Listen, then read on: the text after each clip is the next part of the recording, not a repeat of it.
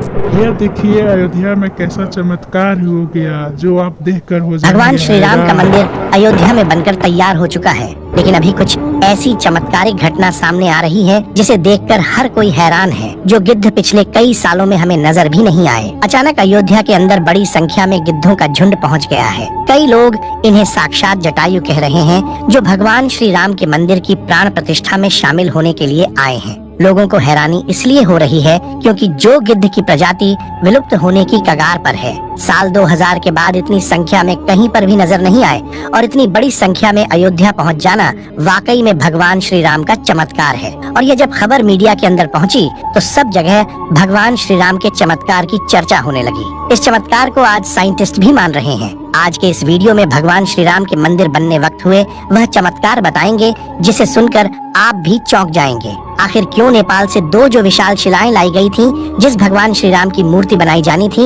लेकिन उनसे मूर्ति न बनाकर दूसरे पत्थरों को लाया गया। वीडियो शुरू करें उससे पहले कमेंट में जय श्री राम जरूर लिख दें। दोस्तों, जिस मौके का पूरी दुनिया इंतजार कर रही थी, अब वह घड़ी आ गई है। अयोध्या में प्रभु श्री राम मंदिर बनकर तैयार हो चुका है। 22 जनवरी को रामलला की प्राण प्रतिष्ठा की जाएगी, लेकिन उससे पहले ही चमत्कार के ऊपर चमत्कार देखने को मिल रहे हैं। सबसे पहला चमत्कार तब हो गया जब लोगों को अचानक जटायु के वंशज गिद्ध आसमान में उड़ते दिखाई दिए। यहाँ तक कि भगवान श्री राम के भक्त इन्हें राम मंदिर की प्राण प्रतिष्ठा में आए मेहमान मान रहे हैं, क्योंकि पिछले कुछ सालों में यह प्रजाति विलुप्त सी हो गई थी। लेकिन राम मंदिर की प्राण प्रतिष्ठा नजदीक आते ही अयोध्या के आसपास बड़ी संख्या में गिद्ध आ पहुँचे हैं। लोग इस करिश्मा को देखकर पूजा भी कर रहे हैं, क्योंकि गिद्ध ऐसा प्राणी है जो भारत से विलुप्त हो चुका है। ऐसे में प्रभु श्री राम की प्राण प्रतिष्ठा से पहले ही वह कैसे दिखे, इसे लोग भगवान का चमत्कार मानकर पूजा कर रहे हैं। अब दोस्तों, ये इतनी बड़ी बात कोई सहयोग तो नहीं हो सकती है।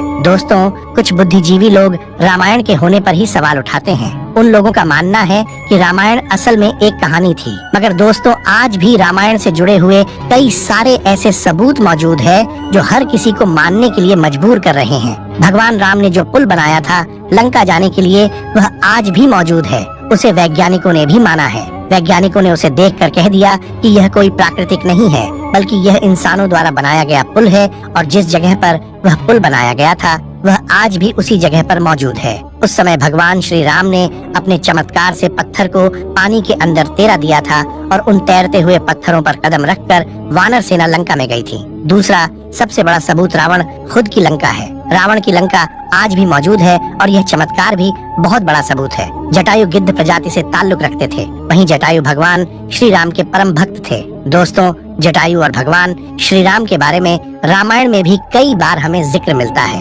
त्रेता युग में जब भगवान श्री राम को अपने पिता द्वारा वनवास का आदेश मिला था, तब पंचवटी में भगवान श्री राम की पक्षीराज जटायु से मुलाकात हुई थी। पक्षीराज जटायु माता सीता को अपनी पुत्री के समान मानते थे। दरअसल जब रावण माता सीता को हरण करके ले जा रहा था, तब जटायु ने ही लंकापति रावण को सीता माता की रक्षा के लिए युद्ध किया था। वही जटायु जिन्होंने अपने पंखों से रावण को बहुत चोट पहुंचाई थी। रावण के शरीर को जटायु ने लहूलुहान कर दिया था। इस संघर्ष में जटायु ने अपने प्राणों की आहुति दी थी। छत्तीसगढ़ के दंडकारण्य में गिद्धराज जटायु का मंदिर है। ये वह स्थान है जब सीता का अपहरण कर रावण पुष्पक विमान से लंका जा रहा था, तो सबसे पहले जटायु ने ही रावण को रोका था। राम की राह में जटायु पहले शहीद थे। राम कथा में प्रसंग आता है जब जटायु के भाई संपाति ने कहा कि मेरे पंख कमजोर हैं, मगर आंख दूर की चीजें देख सकती है, इसीलिए मैं सीता जी को अशोक वाटिका में बैठी देख रहा हूँ। इसलिए लोग इन्हें साक्षात जटायु के वंशज मान रहे हैं। दोस्तों, अयोध्या नगरी के अंदर ही भगवान श्री राम का जन्म हुआ था,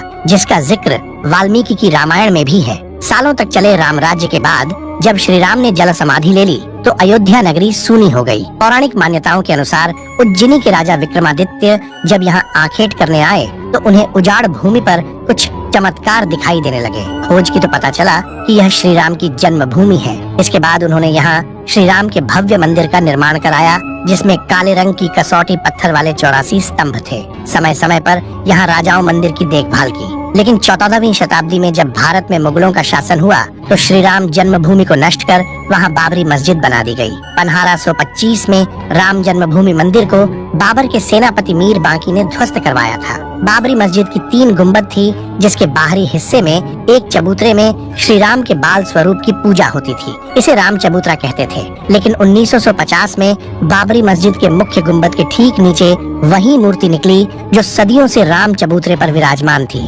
बाबरी मस्जिद और राम जन्मभूमि मंदिर पर सालों चले विवाद के बाद आखिरकार श्री राम की अपनी जन्मस्थली पर प्राण प्रतिष्ठा हो रही है। अब एक सवाल यह है कि आखिर अयोध्या में भगवान श्री राम की मूर्ति बनाने के लिए नेपाल से 2 विशाल पत्थरों को लाया गया था। इन पत्थरों को लाने के बाद आखिर क्यों उन पत्थरों से मूर्ति नहीं बनाई गई? ऐसी क्या वजह थी कि नेपाल के उन 2 पत्थरों की जगह दूसरे पत्थरों का इस्तेमाल किया गया? दरअसल राम मंदिर के निर्माण का काम पूरा होने के बाद फरवरी में नेपाल के काली गंडकी तट से 2 शिलाएं अयोध्या लाई गई थीं। इन 2 शिलाओं का वजन 14 टन और 27 टन था। शुरुआत में इन शिलाओं से राम मूर्ति बनाए जाने की बात सामने आई, लेकिन बाद में पता चला कि इन शिलाओं को राम मूर्ति बनाने के लिए उचित नहीं पाया गया। भारतीय मीडिया में छपी कुछ खबरों के मुताबिक इन पत्थरों से मूर्ति नहीं बनाए जाने की एक वजह राम मंदिर से जुड़े संतों की ओर से जताई गई आपत्ति थी। खबरों के मुताबिक कुछ संतों का मानना था कि इन पत्थरों को मूर्ति निर्माण में इस्तेमाल नहीं कर सकते,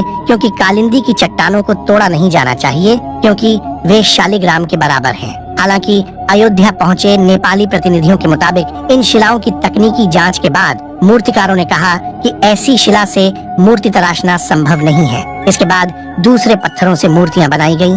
नेपाली प्रतिनिधियों के मुताबिक 27 टन वजनी शिला पर मूर्ति तराशने की कोशिश की गई थी, क्योंकि 14 टन वजनी शिला को शालिग्राम माना गया। लेकिन 27 टन वाली शिला भी उपयुक्त न पाए जाने के बाद दोनों शिलाओं को राम मंदिर निर्माण स्थल के पास रखा गया है। भारतीय मीडिया के मुताबिक राम मंदिर के गर्भगृह में रखने के लिए देश की अलग अलग जगहों से लाए गए पत्थरों से 3 मूर्तियां बनाई गई हैं। इनमें से सबसे अच्छी मूर्ति का चयन कर उसे गर्भगृह में स्थापित किया जाएगा।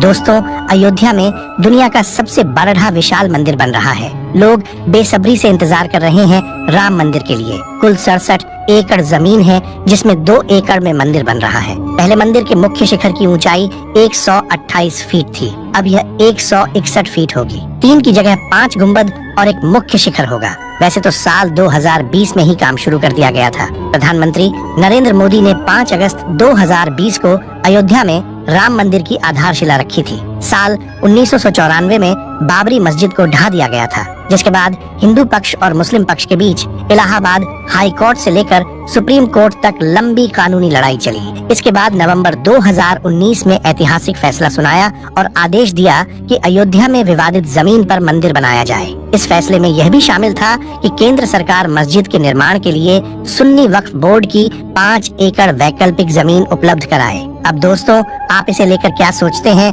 कमेंट के माध्यम से जरूर बताएं।